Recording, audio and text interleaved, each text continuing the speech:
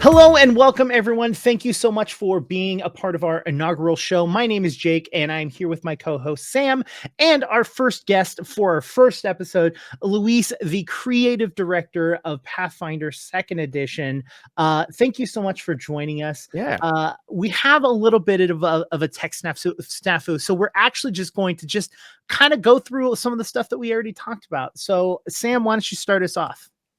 Now that we're all warmed up, the people have yet to know all of the stuff about the things you're doing as creative director at Pathfinder and what that role entails. So why don't you tell us a little bit about who you are, how you got your start at Paizo, and your experiences of being creative director so far?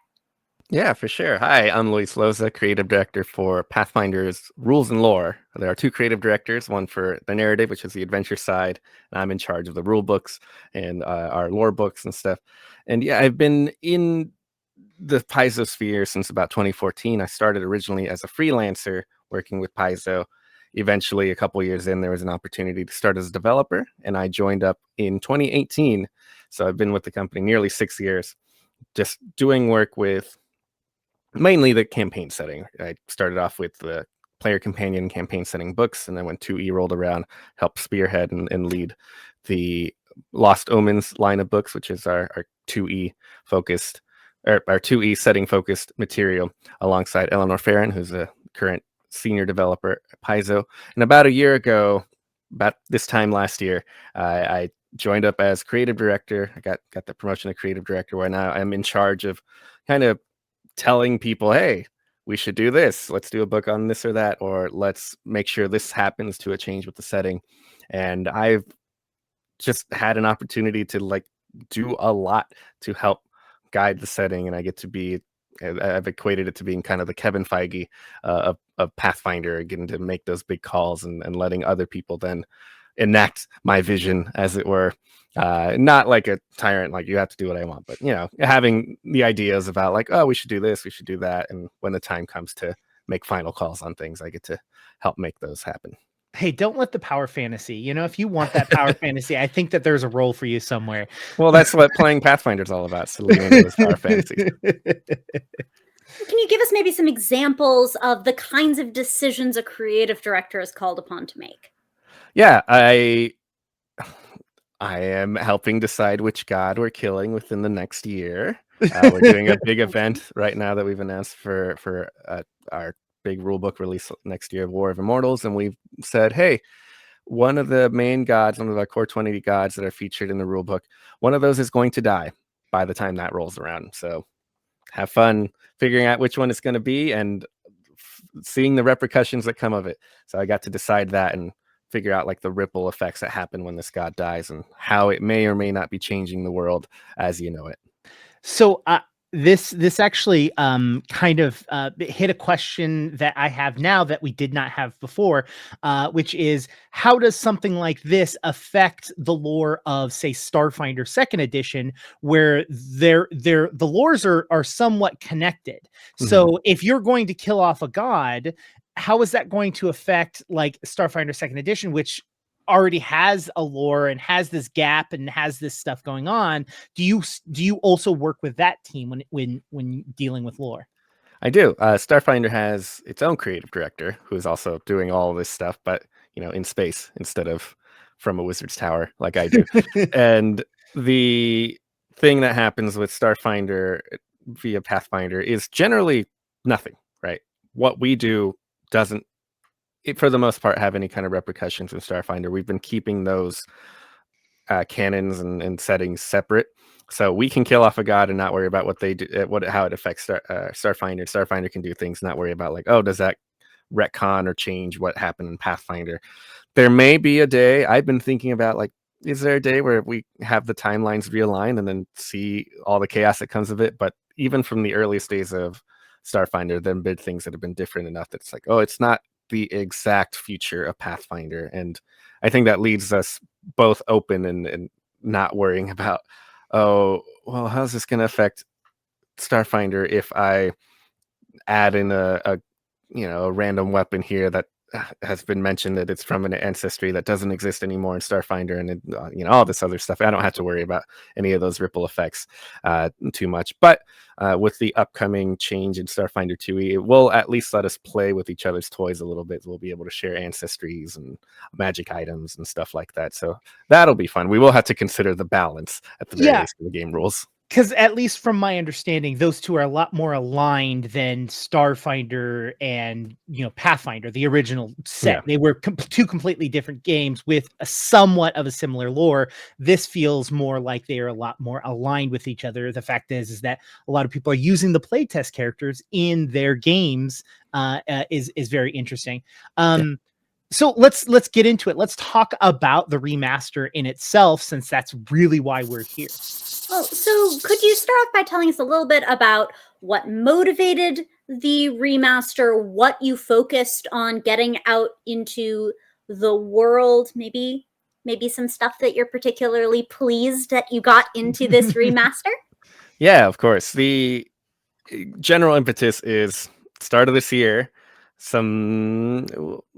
an event, we'll say. I don't want to call it a debacle or anything like that. Something happened with the OGL, and we've decided enough is enough, right? We've been connected to the open gaming license enough, and it's shown that maybe its standing is a bit more precarious than we thought. We'd rather not be built on keep our foundations on this kind of unstable platform. Let's just cut the ties and do our own thing.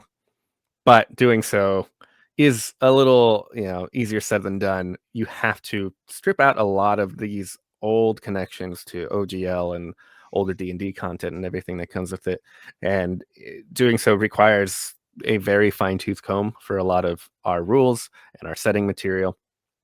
And it meant that also getting a lot of these things updated required putting 4 books onto a schedule that didn't originally have space for these 4 books. So there was a lot of extra work that was added on to it. And we have a lot of internal tools and a lot of internal mechanisms, a lot of amazing people that work here that can make this kind of work happen. But it was a lot of work to make it all come together in a way that both removed OGL content and made the changes that we needed, but also gave us a chance to improve the quality of the future books and clear up patch over any potholes, as it were, that we may have had developed along the way, so we can have a smoother ride going out forward from the remaster. So there are 3 things that I would like to talk about that are going to basically be me buttering you up. Okay, so the first is the fact is that even the things that didn't physically change, you did make them visually different in a way that made it easier for a player or a GM to be able to navigate information. For example, the muses for a bard, it's got the flavor text that is a paragraph of what it might be of that specific muse, but down at the bottom, the mechanical aspect of what is there is highlighted, it's bolded, and is put separately, so that when I can go through it, if I don't want to read the flavor text and I just want to play a character that has mechanical reasons, and then go, okay, how does that create my character, and like what does that mean? It's nice to be able to just see those bullet points right away visually. So that's the first thing I want to compliment the changeover with. The second is while it isn't, it hasn't gone away, and I don't think it should go away, and I don't know what the proper terminology is, but a lot of the time in the Pathfinder 2nd edition first book, the art was highlighted like dead center, and the text kind of moved around it, right? And it made it kind of, difficult to kind of navigate around, a character's arm, that the text had like a word that would then go on the other side of their arm. Like, a lot of that has moved off. It's kind of like on its own side. While there is a little bit, it's just very minimal, and it's like completely easier for my mind. And then the third thing, and again, I know that this isn't lore, I know this isn't but I just wanted to talk about the sidebar has been so much easier to navigate, the fact is that when you're in a section and you're looking at the class and you're in a specific class, I can see, oh, I am at Bard. That means to get to Wizard, that's like 3 classes down or 4 classes down. Not just like, and I know what direction to go. Yes, alphabetical, but also it's nice to go, oh, it's 2 classes up or 3 classes down, and be able to navigate easier. As someone who gets lost very easily within books, these things were very, very helpful for me. And so that is the end of me buttering you up. Well, I can just say, well, thanks. Yeah, I made all those changes myself. No, of course not. That's, yeah, one of the big things having the opportunity to work on this book is to make it more accessible for new players. We knew that this was going to be a great jumping on point for a lot of people, right? There have been people who've been interested in 2E, the OGL. In the wake of the OGL, a lot of people were trying it out, and later we announced the remaster, and they're like, oh, maybe we'll just wait till then. So we want all these new people coming in with this stuff to have an easier time with the book. I want an easier time navigating the book, of course, right? Like, it's just whatever we can do to make the everyone's experience better, and that includes breaking out things like the spells you get from your muse, just so it's a little bit easier to read, or tweaking it so instead of having the art of the shield in the middle of the page, it gets pushed off to this little designated area where all the art sits, and it doesn't mess with any of that. And part of that is, you know, our everyone on the team making great decisions on things. Logan Bonner, who's our lead designer, had a lot to say. We had a Sonia Morris, who is our director of visual design. She's the head of the art team. She wasn't head of the art team at the time that the original core rulebook came out, and she, you know, had a lot of ideas about how we can improve things as well. So there's just opportunities to finally clean a lot of things up, and I think it's ended up in a much more usable, a much more exciting and accessible book as a result. Well, send my love to them. I will. Obviously, the independence from the OGL was the initial motivating force, and along the way, you got to make all these lovely information design changes. Is there anything in this remaster that you're just particularly pleased you managed to get into the book alongside? I mean, the biggest changes I was looking forward to are the ones that we all kind of agreed upon across the board, which include things like the removal of alignment and, you know, removal of the attribute scores. Right, having a 17 or a 16 didn't make any difference, and there was nowhere in the rules that were referencing that beyond just knowing, like, oh, I get a +3 from that. Right, so a lot of these, they're not dead weight, but it's just trimming a lot of fat in a lot of spots where it really helped out. I'm trying to think of any particular tiny little change that I'm like, I'm so excited that this is happening. There were a lot of things I had a direct involvement in that I was just excited to get to. Obviously, it was all hands on deck. So some people needed to work on the spells and magic items and the classes and all that other stuff. And, you know, I helped where I could. I'm not a person that can design a whole class on my own, but I can definitely help out with magic items or help out with rituals and stuff. So I was just kind of excited to make some of those tweaks here and there. We have a set of items, apex items. You equip them at high level, and they boost up one particular attribute modifier. So, you know, you have your stuff to help you get better strength or better con or better dex or whatever. And I got to make a new batch of those, and it was just kind of fun to put all of those together and come up with ideas about, like, oh, how do we best represent strength, and what have people been saying about the original strength item? How can we make that a little bit better, or at least different and exciting and stuff? So doing those, I think the little tiny tweaks I made along the way are the wish became a ritual instead of a spell, and I was really proud of how that turned out. So, you know, a lot of those little things that I can point at, I can't remember off the top of my head what they all were because there were so many of them, but just there's little things here and there that add up to feeling like, I hope, a lot more exciting and more fun. Which is a perfect working definition of a remaster for this edition. It's streamlined in so many of those lovely ways. Are there any things that you lovingly regret to have to let go of? Any changes that we have sent on their way that we might feel a touch bittersweet about? There are some monsters I'm going to be sad to lose. Gelatinous Cube is one of my favorite monsters. I mean, ultimately, it's a prank in the form of a monster, in my opinion. It's like, haha, I got you with it. But that's one of the monsters I'm kind of sad to lose. There's a couple of here and there. Then just like, oh, these are classics, and they're classics for a reason, and I really enjoy them, but we can't hold on to them. But there's always good opportunities to do new stuff, right? So a lot where all these dragons that we really can't use in the same way anymore. I got to do all the new dragons that are replacements for those. And suddenly I went from a guy who's been very lukewarm on dragons. Oh, yeah, okay, dragons are a thing, whatever. I'm indifferent. They feel very samey to me because what do? They fly in, they unleash something, they breathe something out, and then they just tear you apart. Great, boring.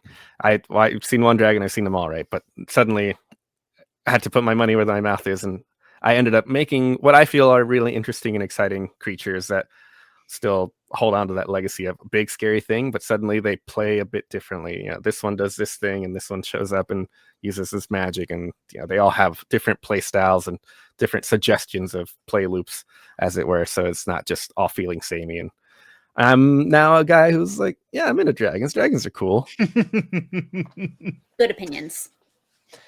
So I'm actually going to steal this question from Sam because this is a very weird question that I wanted to know that I put on here, which is why the color change? Oh, from red to green? Yeah. In the inside. Part of it is just so you can tell the books apart, right? Okay. And I think I think at least from what I understand, the primary thing is just it's so you know that like, oh, I'm looking at which rule book. Is it the old rule book or the remastered rule book? I'm personally more of a green guy anyway, so this is I want you to know this question has nothing to do with my preference because I prefer the green over the red. I was just wondering if there was more of a choice behind it other than like I just like green better. I just didn't know if there was anything behind it because it was definitely something that was very noticeable. Yeah, no, green is nice. And I don't think there's any further statement beyond like it needs to stand apart from the older book, and just it's not like these books like Book of the Dead has a very strong visual theme, and there's like cool sidebars and stuff all in the margins and stuff. It's just like he's got to be a different color. Green it is. Here we go. Yeah.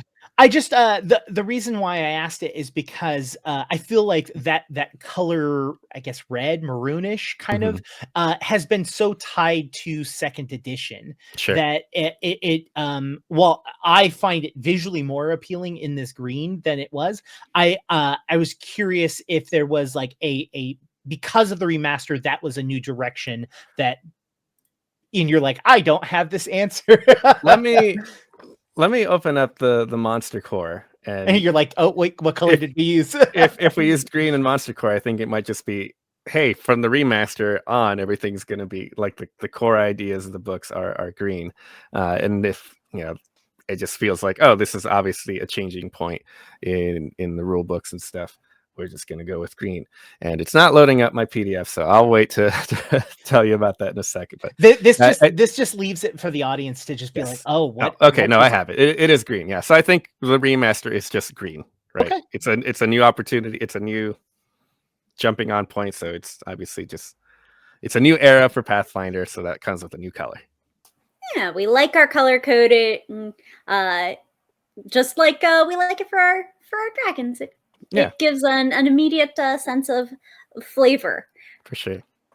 So that's going to lead us into our next section, which is our submitted questions. Now, anyone can submit questions on our Discord, on our social media. But if you want a higher chance of getting your question chosen, you should send me $10. You can send Luis $10 and Luis will answer directly. Or you can support us on Ko-Fi. We are pulling questions from all three of those locations, but because Ko-Fi is a smaller area, it's a smaller pool, and we will always be pulling at least a few questions from that group. So if you really want your question asked, that is the best place to go. So we're going to ask two questions and a little Feels behind like the I should. scenes. It feels like very few amount of questions. Maybe I should come back when more people have asked questions. I mean, there are more questions, but I'm also trying to make sure that we have time for anything else that I might want to sneak in. No, Jake, it's all right. Yes, Louise, we will very happily accept you as a return guest in future. So make sure to get your questions for Louise into the chat, into the comments on YouTube. Do it. So I'm gonna break the fourth wall and talk about getting to spend time with Luis at Big Bad Con. So first of all, I ran into Luis at Big Bad Con. The last time I saw Luis was at Gen Con 2020 or 2019. 2019. And it was the first time I'd seen you since then. And I was like, oh my God. Like, I was so excited that I got to see you again. And we started talking. And then I was like, okay, I need to not be that weirdo that's like hovering around Luis, because like, I don't want him to think that I'm like that dude. And then like, I would come and sit down, and Luis would come over and sit down, and we'd have breakfast or like just sit and talk. And I was like, I hovered. I was like, oh my God, I'm not weird. Like, I didn't scare Luis away. Like, this is great. But one of the things is that you and I talked about, getting more information out of there, and some of the conversations that we had actually got me very excited about creating content again, because I had been producing, that's great. I hadn't created content, like a lot of content, and have like actually started some projects. Like, one of the projects that I'm working on right now is a lore project, which I've already reached out to you about, and I've already poked you about.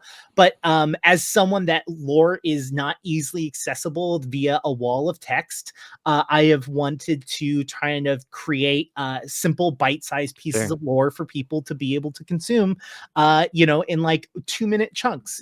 And so that is something that you helped me like come to like wanting to do. So I'm glad. And Luis was like, yeah, no, you need to interview me. I was like, done, I'm going to. At first I thought it was one of those things where he's like, I'm just to say this to shut him up. And then when I said it, he's like, all right, cool. I was like, bet. So we have a few questions. We will absolutely have Luis on for as many times as he's willing to come on and talk about any projects that he's working on. But right now we're just going to pull 2 questions. Sam, why don't you take us off? Oh, yes, absolutely. Now that Jake has asked his hyper-specific question about Pathfinder colors, I have to assume you are yourself sitting on some kind of hyper-specific question that interviewers like us may not think to ask. So our Nietzsche very thoughtfully asked, what really cool thing you've been doing that nobody ever asks you about? What question have you been waiting to answer? Oh boy. I think people know most of what I've been doing, at least related to the remaster, which is mostly these dragons, and then like little things here and there. What else did I think, and I don't know if a question is the right thing, but it's a thing I want to talk about. So I'm gonna, contort whatever to it being is, hey, what changes did you make to the setting or anything in the remaster? And the answer is that we didn't really change the setting at all. Why would we do that? It's still the same setting, but we did tweak a few little of the entries for the deities in the player core book from the original entries. 2 that come to mind are Irori, who's like the monk god, and originally he had a thing about like it's anathema to basically become addicted, right? And we realized that like when you think about it, addiction is a lot more nuanced and complicated and all that other stuff. So we changed the anathema to now read engage in overly unhealthy or self-destructive behaviors, right? So like it's possible to be playing a character who maybe started off as an addict of some sort, and then through that self-perfection, self-fulfillment ideal of Aurori, break away from that and manage to live with that, deal with it, overcome it, and not feel like, oh, my God hates me, right? So there's a tweak there. And another one was like, what's going on with Torag? He just wants you to kill anyone who's an enemy. So I've tweaked that, and there's maybe some story stuff wrapped into that you might be learning about within the next year as well. That Torag now says, it's anathema to show continued mercy to enemies of your people when they prove that these enemies prove that they're undeserving of mercy, right? So you're allowed to let them surrender and maybe try to rehabilitate them and all that stuff. But if they like take advantage of that, or they obviously just flat out evil and just want to kill your town or whatever, you can finally deal with them. But there's a little bit more opening up in some of these things. We want these stories to allow for characters of any variety, and we don't want people to feel like they're shut down by some of these things that the gods were requesting of them. So we've opened up just a little bit, and again with Torag, there's a particular reason that I know that you'll learn about soon enough as to maybe why he's changed his mindset a little bit. Is it because Torag is going to die? If he would die, that's a lot of work to put into to change things, and then it doesn't matter, right? Okay, so then safe. Or is he? I don't know. I've put in a lot of different things at the end of any Lost Omens book. If you look at the very back credits, right at the very end, right at the very bottom, it's like after all the license and everything, there's a little hidden message in those Lost Omens books. Go back and find them if you didn't know that this existed. It also happens at the end of Adventure Path books. At the end of High Helm, there's a quote from the Holy Book of Torag, which Jake might be getting, and if he has it, he can read it. But it basically says, hey, I'm Torag, you're all great and all that stuff, and thank you for worshiping me, but maybe you got to figure out how to learn to live without me. I can't always be here for you. Aww. So it's important to help each other and not just rely on your God to do everything for you. Don't be too merciful, but also, be independent. Be your own. You gotta learn to, like, I can't fix all your problems and all that other stuff. I'm not gonna call you out because I can't find it. But I'm intrigued. This is I can't find it because I can't find my book. I should say not that I can't find what you said. Okay, that's very cool. So a lot of teases and a lot of setups that I've had, and a lot of red herrings. Maybe, I don't know. Are they? I know, but I'm not gonna say. We try so hard to wrest them from you. Foiled again. I'm excited for the last section because I've got like 40 questions for the last section, but we have one more question that we're going to go through. Sorry. Mm-hmm. Yes, I wanted to pull this question from our viewer and supporter, Murphy Pop. What does Pathfinder do better than any other TTRPG system? We know, of course, that you played a lot of different games, and different games are good at different things. What's Pathfinder the best at? Well, I obviously can't answer that because I haven't played every TTRPG, so it doesn't matter. No, of course not. I think the two big things that I think Pathfinder does really well, whether other games do them better, obviously someone can say like, oh, I think this other game actually does it better, but it's character choice, right? The customization that comes with it. You can do so much, right? You can mix and match all these different options and end up making a very unique character, and thus we give you the biggest of blank canvases and so much paint to play with on these things, and that can be overwhelming for a lot of people, but I think it's one of the strong points is just character customization and everything that comes with that. And the other thing is, nowadays, especially with second edition, it was less so in the first edition days, but just integration with our setting. When we put out a rule now, it's very obvious where that exists in the world, and when you look at a thing in the world, it's very obvious. I can look back to a rule and be like, oh, that's, this NPC is using these options. It's not always like, hey, this NPC is using this exact class, but there's enough there that you can like, I can see these threads together and how they work together. So the setting is such an integral part of the rules. We obviously include chapters in the player core and GM core that tell you what the setting is, because you need to know. It's so important to us, not just the gods, not just some of the monsters that exist, but like everything is interconnected. And we even more as we go on aren't putting out stuff that can't exist in Golarion, and we aren't putting stuff in Golarion that we can't somehow or eventually, knowing our future plans, replicate with the rules somewhere. So the last section is called the hot seat, which we're going to ask you a series of rapid questions. Sure. Now, I only have one question that I have given you on the notes, but Oh, the series of I questions can't be too over prepared for a you hot can't. seat. No, you can't. You can't be over prepared because most of these questions came up through our conversations that Sure. that have led to information that you It's have going to be not. 20 dragon questions from Sam. So yeah, there. I mean, Sam. I want you to know Sam loves dragons, and Sam has played dragons in multiple games. So I'm like, so excited you've told me that, like, I'm so engaged. I was like, oh yeah, Pathfinder remaster, cool. And then you were like, oh yeah, and we did tons of things with dragons. I was like, so I so see. so one of the things, Sam, just to give you an update, the dragons are no longer chromatic. They're based off of like the spell schools. So like Spell traditions. traditions. Sorry, Yes. traditions. So like occultism and divine. There's arcane, divine, primal, and occult. Yeah. So, and then they do different things from that, but they're one of those 4 categories no matter what.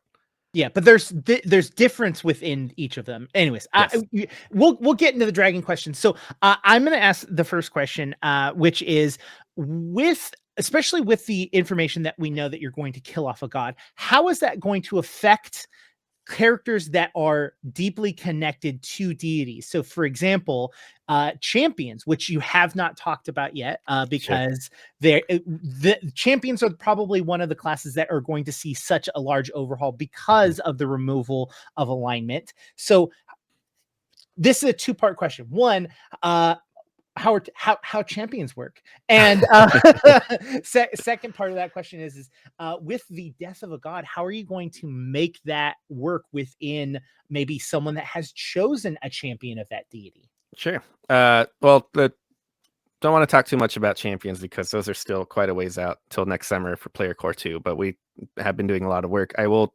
say that the removal of alignment means that some of the causes, the champion causes, like redemption or liberation or whatever, have opened up a bit more. They're not just constrained to, oh, liberators are always chaotic good, right? That's not so much of a thing. So some of these causes are opening up to most any god at this point. Some are still tied to these have to be holy or unholy, but something like the paladin, which has now become the just cause of justice. Anyone can care about justice. What you think is just varies based on your god, right? But that is now open up to a lot of things.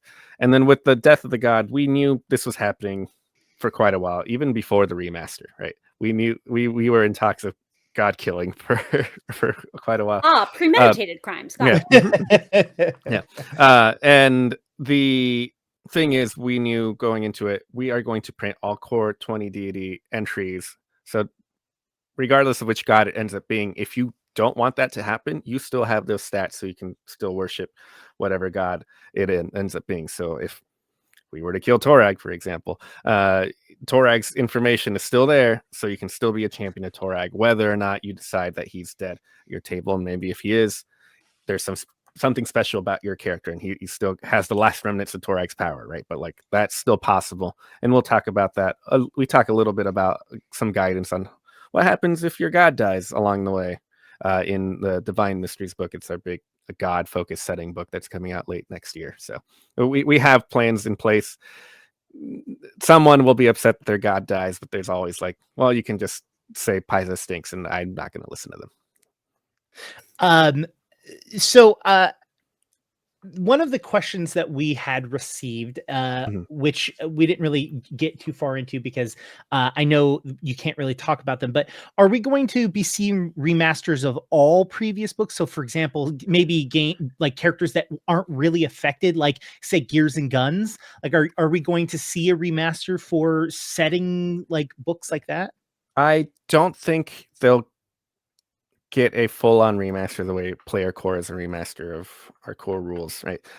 What we have been looking into is, can we issue errata or FAQs or anything to make those compatible with the updated rules and make that work? I don't have any kind of timeline on when that's going to be happening, but it is something we've been looking into because some things don't work the exact same way, right? There are no spell schools, and there's a lot of things that were speaking to spell schools back in the day. We need to figure out that, but it's alongside all the other stuff we're doing. Just it takes a little bit to get that going, but it is definitely something we have in mind. It's definitely something we're going to eventually address, hopefully sooner than later. I know that the design team has been looking at it.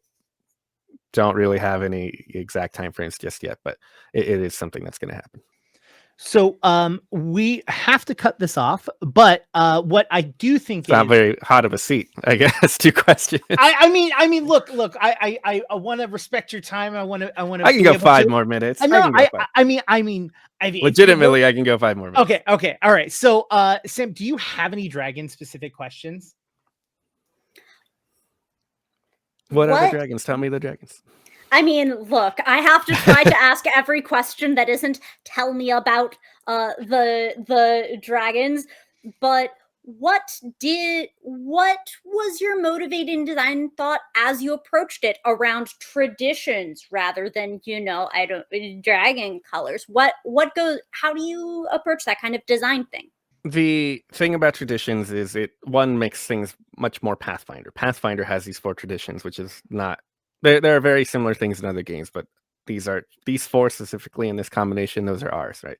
And that makes anything we tie to them just all the more Pathfinder. And the idea behind those is there's a lot of foundational similarities across the board. All arcane dragons tend to look a particular way. We had an internal concept artist, Kent Hamilton, come up with a lot of stuff, and we've been previewing some of these on our blog here and there. So our arcane dragons look a particular way, primal dragons look a particular way, occult dragons look a particular way, divine dragons are weird and they all look different, but there's a lot of foundational stuff, but then you can kind of spin off from those, and there's a lot of ideas like, oh, our old dragons that aren't the chromatic and metallic dragons, do those fit under this paradigm? Yes, they do. So we don't have to lose them. We can just tweak them, reflavor them a little bit, and then keep them around. So there's a lot of make things still work and still feel like dragons, but then open up for new possibilities, right? All the occult dragons, they're particularly weird, right? All the primal dragons are bigger and beefier and stronger and probably just more brutal and bestial and stuff. So general themes that we can then extend into different ideas.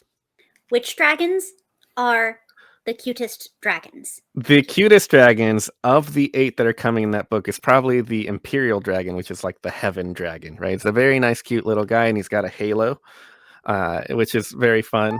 And the halo comes into play with his game mechanics. Rather than just fly in and breathe holy light, he can unleash the halo, and the halo goes out, and it can like make a protective aura or heal people or push enemies away and stuff. So it's all about protecting people and manipulating this halo while also like, oh, there's a demon over here, I'll protect these people. Go halo. Okay, now I'm gonna beat up this guy. That's super cool. I love that. I love the hell out of that. So what I'm hearing is that when this book is about to come out, we can have you come on just to talk about the dragons. Is that what I'm hearing? Absolutely. Yeah, probably. Yes. Come January, I'm sure I'll be free to just talk about dragons all day. So can you talk about, and I don't know if this has been announced, so if it hasn't, then you can just say no, but do we know when we're going to be getting our next Lost Omens book? Yes, the next Lost Omens book is the Tiansha material. Anything that's all our East Asia, Southeast Asia inspired region of the world. It's called Tiansha, and there's actually 2 books. There's a world guide, which is a big 300-page. Here's all the regions and life and stuff, and then the character guide that comes after, which is here's character options and new ancestries and stuff. So the world guide is coming out in April, and I think the character guide is slated for summer. I think it's August of next year. But yeah, you're gonna have to wait a little while longer for more Lost Omens stuff, because one of the unfortunate things with the remaster is that like there's a little bit of shuffling that happened with the schedule, so some things had to wait just a little bit longer to come out. But yes, come April, you'll be visiting the region Tiansha and learning all about the people and stuff that happens there. I'm very excited to ask you a million questions about it when it comes to that time. Thank you so much for joining us and extending your time a little bit. I appreciate it so much. You don't even understand. I had to at least talk about one dragon. So. Yeah, had to talk about one dragon. I mean, that I want to talk to you more about dragons, but Yes, thank you so much for joining us. Thank you all for watching. Until next time, have a good night, everyone.